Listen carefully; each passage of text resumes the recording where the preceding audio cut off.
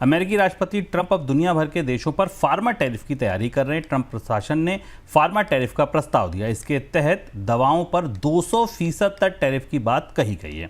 फिलहाल अमेरिका में अधिकतर फार्मा इंपोर्ट पर 10% का औसत टैरिफ लगता है। ट्रंप प्रशासन चाहता है कि फार्मा कंपनियां अमेरिका में ही दवा उत्पादन शुरू करें। इसी वजह से फार्मा टैरिफ की तैयारी हो रही है। सर, क्या तैयारी है यहाँ इस टैरिफ की अगर देखा जाए तो?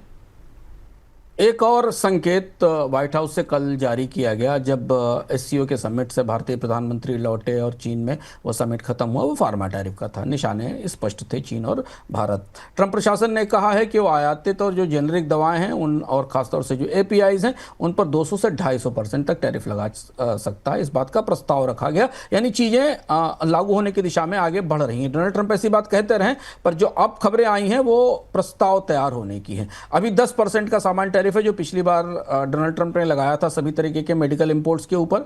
चीन की जो एपीआई है और तैयार दवाओं पर 245% के आसपास की टैरिफ की बात है। यूरोप के दवाओं पर अगस्त में 15% टैरिफ से शुरुआत हुई है। आगे इसमें बढ़ोतरी हो सकती है और टैरिफ को जो नेशनल सिक्योरिटी एक्ट है उसके आधार पर जो अदालत में जिसे चुनौती दी गई है उसके आधार पर इसे लगाया गया है।